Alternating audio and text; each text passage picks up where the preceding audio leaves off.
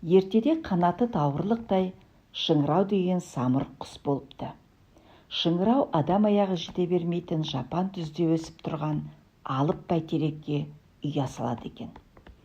Сол ұясында жұмыртқа басып, 2 жылда бір рет жалқы балапан шығарып жүреді. Балапаны қара қанат боп, жетіле бастағанда төңіректің аң құсы жанынан безіп жоғалып кетеді екен де, самұрық құс қомағай балапанына айшылық алыс жерлерден шеңгелдеп жем тасиды екен. Бірақ амал қанша, айшылық алыс жерлерден таңын созып, топшысын талдырып, өліп өшіп жеткенде балапаны ылғи ұяда жоқ боп шығады.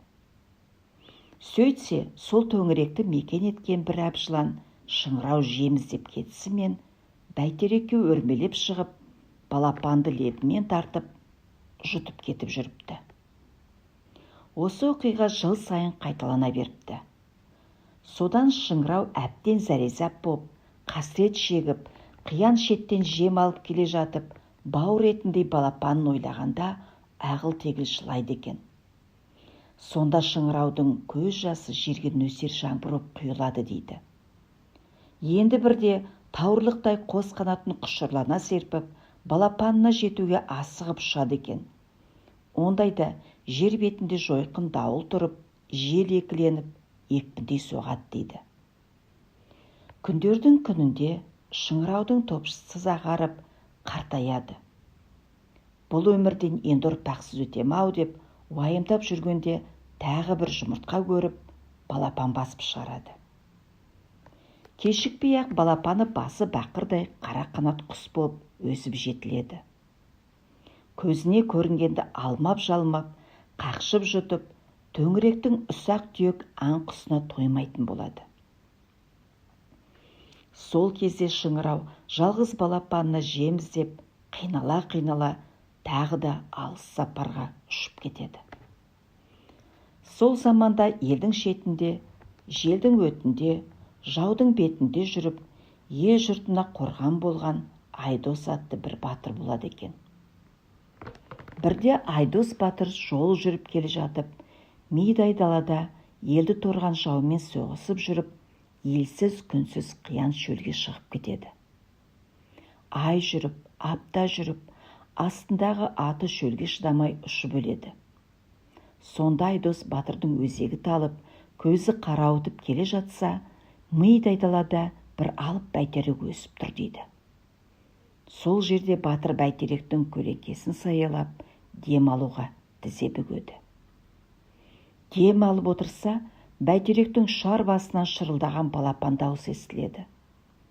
Бұл не қылған балапан деп қараса, бәйтеректі бірнеше сақина етіп ораған бір әбжылан ұядағы балапанды арбап, жұтуға оқталып тұрғанын көреді. Сол жерде Айдос батыр селебесін қынынан суырып, әбжыланның басын шауып тастайды. Балапан болса, адамша сөйлеп, Айдос батырға алғысын айтады, жай жапсарын түсіндіреді. Осы кезде аяқ астынан дауыл тұрып, алып бәйтеректі сықырлата ырғайды. Бұған балапан қуанып, Айдос батырға бұл дауыл шешесі шыңыраудың қанатынан ескен желдің екпіні екенін айтады. Әлден уақытта шүмектеп жаңбыр жауады. Балапан одан сайын қуанып, мына жаңбыр жақындап қалған шешесінің көз жасы екенін айтады. Сонан соң Айдос батырға, менің шешем алыс жолдан шаршап, уайым шегіп, ашуланып келе жатыр ғой. Келген бетте көзіне түссең, жазым етуі мүмкін. Ашуын басқанша, менің қанатымның астына жасырына тұр дейді. Айдос батыр балапанның айтқанын істейді. Айтқанындай кешікпей-ақ самұрық құс та жетеді. Сықырлатып ағаш басына қонады. Балапанның амандығын көріп, шексіз қуанышқа бөленеді. Бауырына қысып мауқын басады. Сол кезде ғана секем алып, балапаннан адам есі шығады ғой деп сұрайды.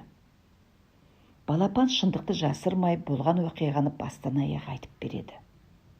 Сонда самұрық құс балапанның қанатын көтеріп, ей адам баласы, аспан астында мен күшті жоқ қой деуші едім.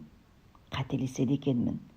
Жер бетінде сенен ақылды, сенен күшті, сенен бақытты тіршілік иесі жоқ екен. Құдіретіңе құлдық, қолымнан келген жақсылығымды аямайын, қалауыңды айт дейді. Айдос батыр шөл далаға ұрынып, еліне жете алмай келе жатқанын айтады. Содан самұрық құс Айдос батырды қанатына отырғызып алып, әп-сәтте еліне жеткізіп салған екен дейді. Ықылас күйші осы оқиғаға тебіреніп, қобызына салған ғой. Шынында да күйдің басы қанатынан дауыл есіп, көзінің жасы жаңбыр болып, балапанның амандығын ойлап, уайым етіп келе жатқан Шыңырау атты самұрық құстың шымырқанған мінезін білдіреді. Сонан соң балапанын көргеннен кейін сабырлы қуаныш, шүкіршілік сезім, тәтті мұңға ұласып, қобыз тілінде жүрек шымырлата сырнайды.